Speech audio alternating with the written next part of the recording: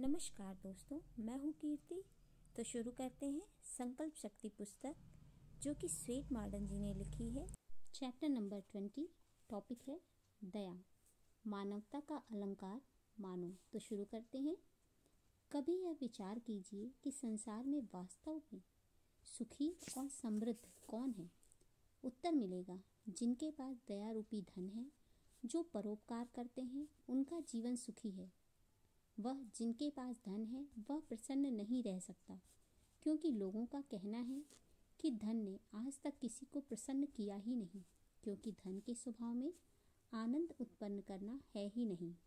जो परोपकार करते हैं उनका जीवन सुखी रहता है। जॉन एंग्लो को ही ले लीजिए। उनकी कविताओं की पुस्तकों में से 50,000 की जो बिक्री होती उसको वह दान कर देती थी। उसने एक कॉपीराइट भोज एकत्रित किया था। उसके समीप के अस्पताल में जो निर्धन रोगी घर जाने वाले होते थे, उनको वह सप्ताह में 3 बार इस भोज में आमंत्रित करती थी। इससे उसको अपार प्रसन्नता होती थी।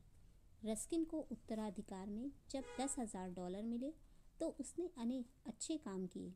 जो छात्र छात्राएं धनाभाव के कारण अपनी पढ़ाई जारी नहीं रख सकते थे, उनकी सहायता करके उसने उनकी पढ़ाई जारी की। उसने कामकाजी महिलाओं के लिए आदर्श आवास की व्यवस्था की। लंदन की ऊसर पड़ी भूमि को उपजाऊ होने हेतु इसके माध्यम से उसने उन लोगों को ऊपर उठाने का अवसर दिया जो स्वयं अपनी दुर्बलता के कारण अथवा समाज के क्रूर व्यवहार के कारण पतित हो गए थे। वह निर्धन कलाकारों की सहायता के लिए सदा तत्पर रहता। इस प्रकार नवयुगों में उसने कला के प्रति अभिरुचि पैदा की। इस प्रसंग में उसने होलमेन हेड से एक बार 10 वाटर कलर चित्र खरीदकर उसको प्रभुत धन दिया और उन चित्रों को उसने लंदन के पब्लिक स्कूल में टंगवा दिया।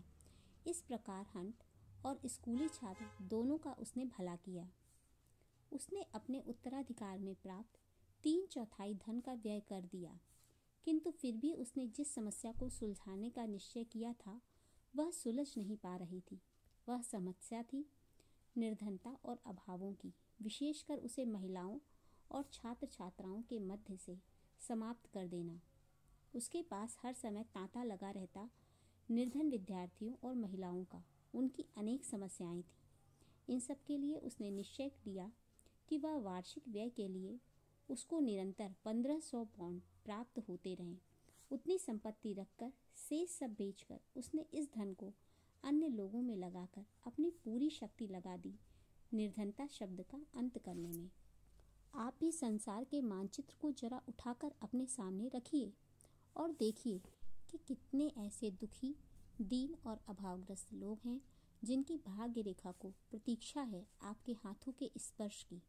केवल अपनी ओर केंद्रीयकरण और संसार से मुंह मोड़कर अपनी राह देखना तो मानवता के बिल्कुल विरोध में है। यदि आप मानव हैं तो मानवता के प्रति अपने मूल धर्म को पहचानने का प्रयास कीजिए। दूसरों की सहायता में तन मन न्यौछावर कर दीजिए। फिर देखिए आपको वह सम्मान और संतोष मिलेगा जिसकी प्राप्ति आप सारे संसार के स्वामी बनकर भी नहीं कर सकते। गोल्डन नामक एक अंग्रेज को विपत्ति के समय चीनी साम्राज्य की सेवा करने में चीन सरकार की ओर से खूब मान सम्मान मिला। उसे खूब सारी संपत्ति भी मिली। जब वह इंग्लैंड लौटा तो सर्वप्रथम उसने अपनी संपत्ति का सदुपयोग करने की बात सोची। उसने अपने घर में निर्धन बच्चों को शिक्षा देने का कार्य आरंभ किया। उसने उन बच्चों को इस योग्य बना दिया कि वे बाहर निकलकर अपनी आजीविका कमा सकें। उसने उनमें से अनेक योग्य छात्रों को नेवी में अच्छे पदों पर नियुक्त करवा दिया। इस प्रकार श्रम और दया भाव से उसने अपने जीवन में वह शांति और प्रसन्नता का अनुभव किया जो अनुमानतः अपनी संपत्ति को पूरा अपने ऊपर खर्च करने पर नहीं पा सकता था। मनुष्य अपनी प्रसन्नता को बांटना क्यों भूल गया? वह उसे केंद्रित और सीमित मकान के दायरे में ही क्यों रखता है?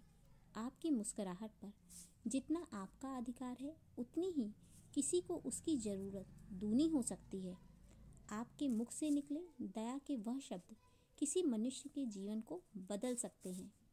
शेक्सपियर ने अपनी यह बात कविता के माध्यम से बताया कि दया वह भाव है जिसकी वर्षा स्वर्ग से पृथ्वी तक होने वाली अमृतमयी बौछार है। यह जिसके मन में होती है उसके लिए सुख और जिसे दी जाती है उसके लिए जीवन का कार्य करती है। दया वह गुण है जो सिंहासन पर विराजमान राजा के मन पर हुकूमत करती है और जनता के समक्ष उसे देवता का स्थान दिला देती है। यह दुखी, करुणामयी और निराश मन में किसी मरहम की तरह लेप लगाकर सारे जख्मों को भर देती है।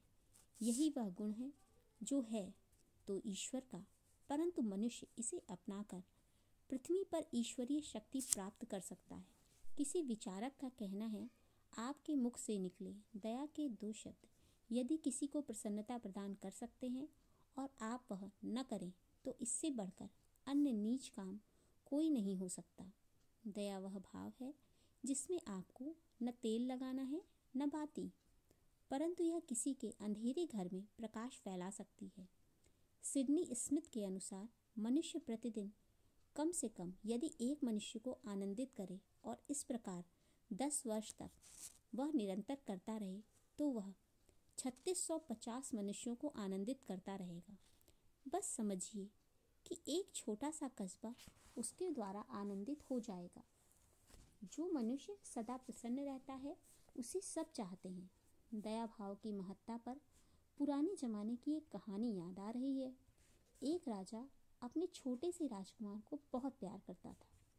उसने उसके आराम और सुख की सारी व्यवस्था कर दी। उसके सामने सुंदर से सुंदर चित्रों का ढेर लगा दिया। उसे फूल दिए, खिलौने दिए, मनोरंजन की सारी सामग्री, सारे खेल उसने उसके सामने रख दिए। परंतु राजा के समक्ष एक समस्या थी कि राजकुमार कभी भी हंसता न था। वह सदैव दुखी और गंभीर रहता था। राजा ने उसे हंसाने के सारे प्रयास कर डाले, परंतु वह हंस न पाया। एक बार महल में एक जादूगर आया। उसने उचित मूल्य लेकर राजकुमार को हंसाने की बात रखी। राजा इस पर तैयार हो गया। जादूगर राजकुमार को एकांत में ले गया। वहाँ उसने एक सफ़ेद कागज पर सफ़ेद द्रव्य से कुछ लिखा और राजकुमार से पढ़ने को कहा। राजकुमार उसे नहीं पढ़ सका। जो जादूगर ने एक मोमबत्ती जलाकर कागज के नीचे से दिखा शब्द नीले रंग के होकर चमकने लगे। कागज पर लिखा था, नित्य प्रति किसी एक व्यक्ति पर दया करो। राजकुमार को यह सुझाव भा गया। वह वैसा ही करने लगा। कुछ दिन के बाद राजा ने पाया कि वह उस राज्य का सर्वाधिक प्रसन्नचित्त बालक है। मनुष्य का जन्म ही दूसरों के प्रति दया भाव रखने और परोपकार करने के लिए हुआ है। मनुष्य के लिए यह आवश्यक नहीं कि वह प्रभु धन अर्जित कर उसका ढेर लगाए, किंतु जो आवश्यक है वह है आपका निर्मल व्यवहार, ईमानदारी और दूसरों के लिए उपयोगिता। आप जहाँ कहीं भी जाए वहीं प्रसन्नता और भलाई बिखेरें। इस प्रकार आपके द्वारा बिखेरा दया भाव आपको ही वरदान सिद्ध होगा। दया भाव और सदैव दूसरों के लिए तत्परता की भावना वह सब कुछ दिला देती है जिसकी मनुष्य कभी कल्पना भी नहीं कर सकता। मनुष्य की यह उपलब्धि उसके जीवन को आनंदमयी बना देती है। दूसरों को आनंदित करने का अर्थ होता है कि मनुष्य ने अपने ईश्वर को आनंदित किया। केवल अपने लिए जीवन जीना मृत्यु के समान है। जो मनुष्य परोपकार में अपना सब कुछ गंवा देते हैं वह मरकर भी अमर हो जाते हैं। जो मनुष्य अपने सद्गुणों की स्मृतियाँ छोड़ जाता है, समय की गर्द उसके नाम को धूमिल नहीं कर सकती। आप जिस किसी पर दया करते हैं उसके मन में आपका नाम अमिट अक्षरों में लिख जाता है। मनुष्य के शुभ और कल्याणकारी कार्य इस संसार में उसी प्रकार चमकते हैं जैसे सूर्य, चंद्र और तारे। निस्वार्थ भाव से दूसरों के प्रति दया का उदाहरण देखना है तो प्रकृति से सीखें। सरिता दूसरों के सुख के लिए बहा करती है। इससे खेती हरी होती है, पीने के लिए अमृत रूपी जल मिलता है। इसमें नदी का कोई स्वार्थ नहीं है। वृक्ष, फल, फूल सब दूसरों के लिए ही फलते हैं। प्रकृति के सारे कार्य निस्वार्थ भाव से परोपकार के लिए ही होते हैं। बहुत से व्यक्ति अपने जीवन का यह नियम बना लेते हैं कि यदि किसी व्यक्ति के साथ वे 10 मिनट भी रहें तो वे उसे आनंदित करेंगे ही। किसी का कहना है कि जो व्यक्ति किसी बालक के साथ रहकर आधे घंटे ही मनोविनोद करता है उसे आनंदित करता है। ऐसे व्यक्ति को ईश्वर का सहायक ही कहना चाहिए। एक बार अमेरिका की एक स्कूली अध्यापिका ने युद्ध के दौरान घायल सैनिक को वह बढ़िया कमरा दे दिया जिसमें वह रहती थी और स्वयं किसी गंदे स्थान पर रहने लगी। इस प्रकार वह सिपाही कुछ दिन वहां आवास करके पुनः युद्ध में चला गया। अध्यापिका को कितनी प्रसन्नता हुई होगी, इसका अनुमान शायद हम नहीं लगा सकते। इसके सुख की अनुभूति तो वही कर सकता है जिसके द्वारा दया भाव दिखाया जाता है। विलियम हेम्बोल्ट ने किसी अवसर पर कहा है, जब हम प्रतिदिन का कार्य ईमानदारी से करते जाते हैं और कार्य करने में किसी प्रकार की हिचकिचाहट नहीं दिखाते हैं, उसे खुले मन से करते जाते हैं, तो भले ही उसके परिणाम के विषय में न सोचें, परंतु उससे हमें प्रसन्नता प्राप्त होती है। जब मनुष्य को आभास होता है कि उसने अपने कर्तव्य का पालन किया है, तो उस क्षण मधुर संगीत की ध्वनि सुनाई देती है। धन्यवाद दोस्तों इसे सुनने के लिए। तो please like, share and subscribe to my channel और बेल आइकन दबाना मत भूलिएगा।